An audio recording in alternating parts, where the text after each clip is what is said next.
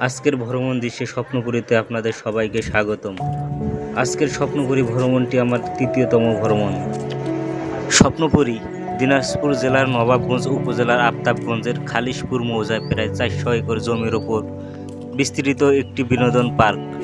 স্বপ্নের মতো নির্মল নিরিবিলি এক মায়াবী স্বপ্নময় ভুবনটি স্বপ্নপুরী পিকনিক স্পট।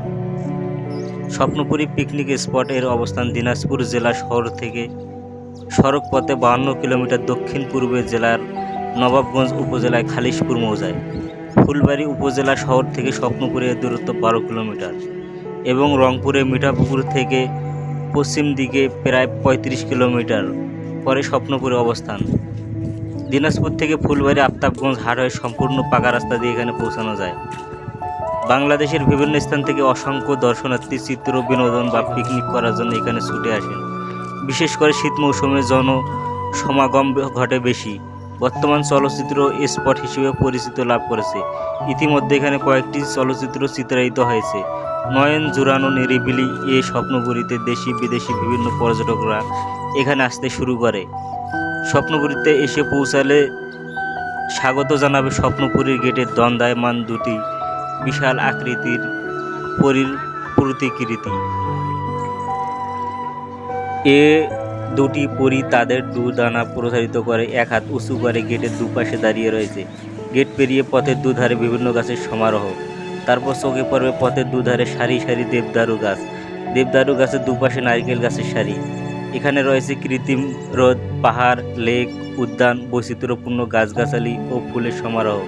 শিশু পার্ক, চিড়িয়াখানা, কৃত্রিম পশু পাখি, ফুল বাগিচা, ইটখোলা কৃত্রিম ঝর্ণা, ঘোড়ার রথ, খোলা মঞ্চ, মসজিদ, কুঞ্জ, ভাস্কর্য, ডাকবাংলো, মাটির কুটির, বাজার, প্রকৃতি। বাংলাদেশের মানচিত্র এখানে তৈরি করা হয়েছে ইট সিমেন্টের দিয়ে, যেন এক মোহন মায়াবী স্বপ্নিল ভুবন। এখানে রয়েছে সৌরজগৎ, ভূতের বাড়ি এবং কয়েকটি রাইড, যেন এক মোহন মায়াবী স্বপ্নিল ভুবন। কয়েকভাবে বিভক্ত করা এই স্বপ্নময় জগতে পথ চলতে চলতে দেখা যায় সেখানে সারিবদ্ধ চেয়ার টুল বসানো আছে। এখানে স্বচ্ছ পানির লেক আছে। কিছুক্ষণের জন্য স্বপ্নের জগতে হারিয়ে যাবেন।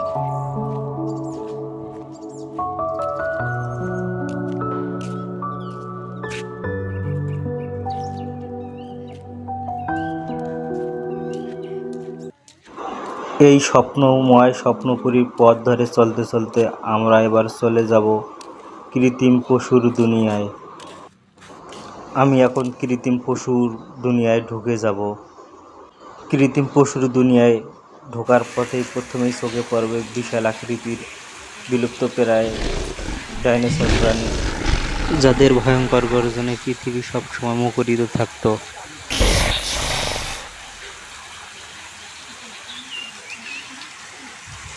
কৃত্রিম পশুর দুনিয়ায় সব কিছু তৈরি করা হয়েছে ভাস্কর্য রূপে এবং তুলির রঙের মাধ্যমে, যা সকলের মন কেড়ে নেওয়ার মতো দৃশ্যে দৃশ্যায়িত হয়েছে। ভিতরের পথ ধরে চলতে চলতে বন্যপ্রাণীর অনেক ভাস্কর্য চোখে পড়বে, যা কিছুক্ষণের জন্য মন ভুলিয়ে দিবে।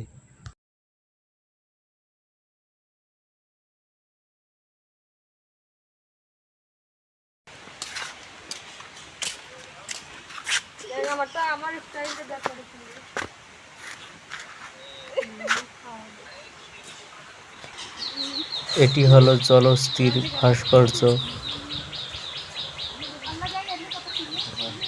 এটি হলো জিরাফের ভাস্কর্য।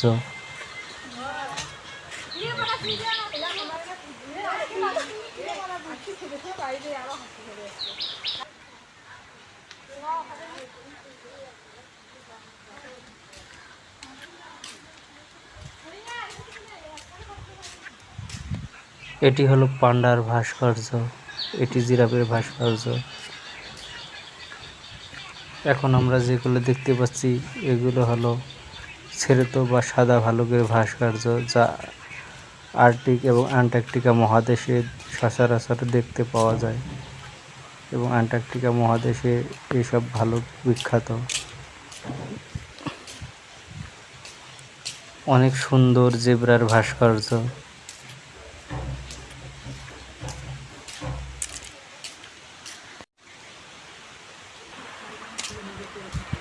প্রাকৃতিক বনের ভিতর সিংহের ভাস্কর্য।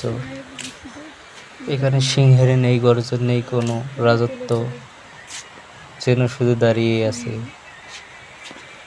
বাঘ, বাঘের বাচ্চা।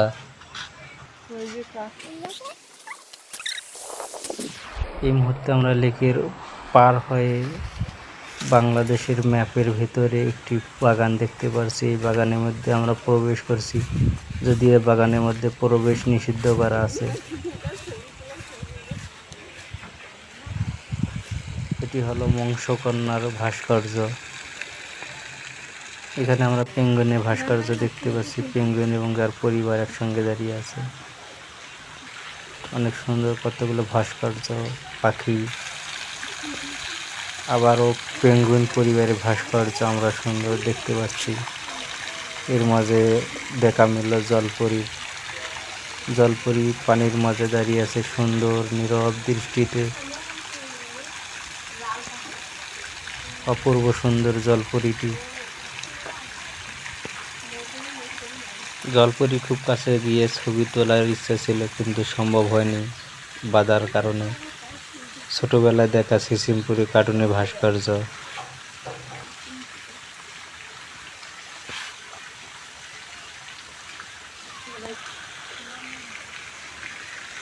তবে এখানে আপনার মন কেড়ে নেবে ছাতার ন্যায় সুন্দর একটি ভাস্কর্য, ফুলের কলমি ফুলের মতো হলেও অনেক সুন্দর ছাতির ন্যায়। এখানে পর্যটকেরা বিশ্রাম করে, বিশ্রামাগার হিসেবে ফুলের পাতাগুলো ছাতির ন্যায় আপনাকে ছায়া দেবে এবং এই দৃশ্য উপভোগ করার মতো সুন্দর একটি জায়গা।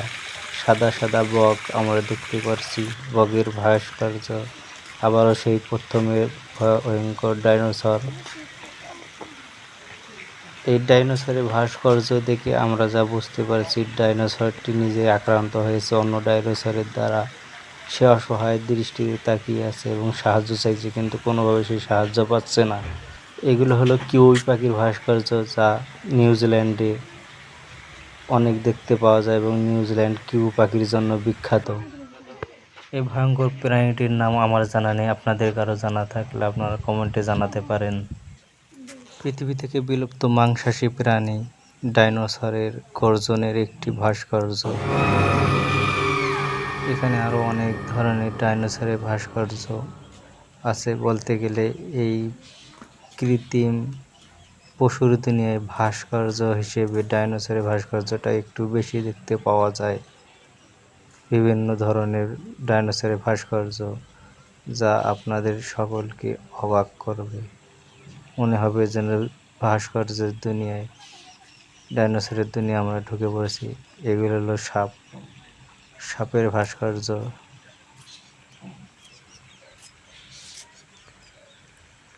এটি হলো বিষাক্ত সাপ কিংকবরার ভাস্কর্য।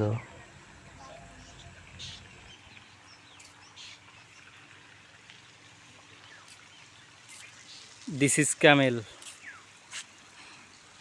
এটি হলো উটের ভাস্কর্য, যা মরুভূমির জাহাজ নামে পরিচিত। এখন আমরা যেগুলো প্রাণী দেখতে পাচ্ছি, এগুলো হলো ক্যাঙ্গারু ভাস্কর্য। ক্যাঙ্গারু অস্ট্রেলিয়ায় অনেক দেখতে পাওয়া যায়। এরপর আমরা যাব ঝর্ণার ধারে। এখন আমরা এসে গেছি কৃত্রিম ঝর্ণার ধারে। এই ঝর্ণাতে ঝিরি ঝিরি পানি প্রবাহিত হচ্ছে।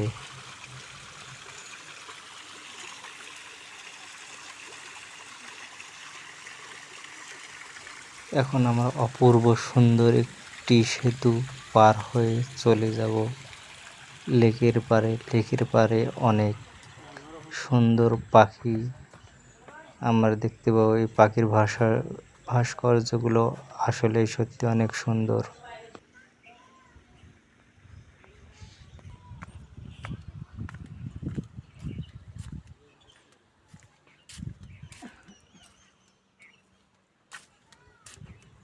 ক্ষুধার্ত হনুমানগুলোর খাদ্য খাওয়ার ভাস্কর্য।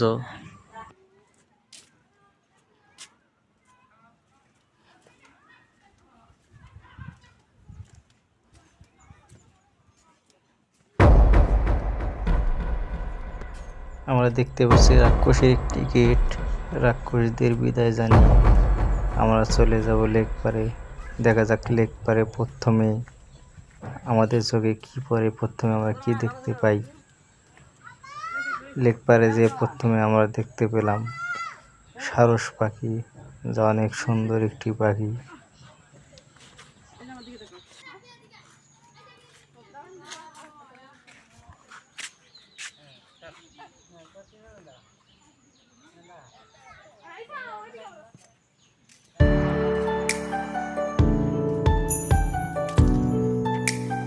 কৃত্রিম লেক ছোট্ট করে তৈরি করা হলেও সুন্দর একটি লেক, দেখতে অনেক ভালো লাগছে।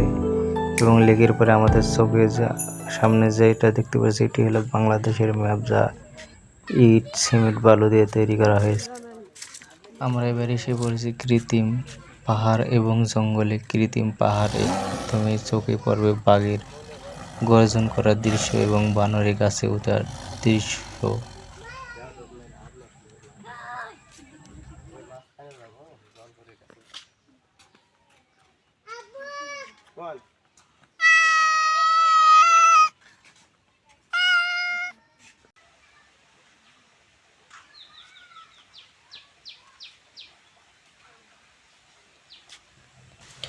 পাহাড় ঘেঁষা পথ ধরে চলতে চলতে আমরা চলে যাচ্ছি ঝর্ণায়।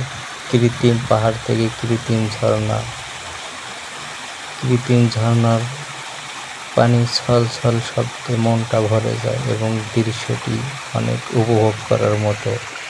সত্যি ভালো লাগে এখানে বসে কিছুক্ষণ সময় কাটানো, আসলে উপভোগ করার মতো একটি জায়গা।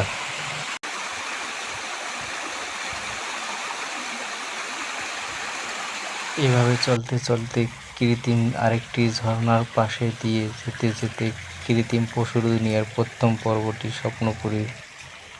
পর্বটি শেষ হলো এখানেই। এরপর দেখব আমরা দ্বিতীয় পর্বটি।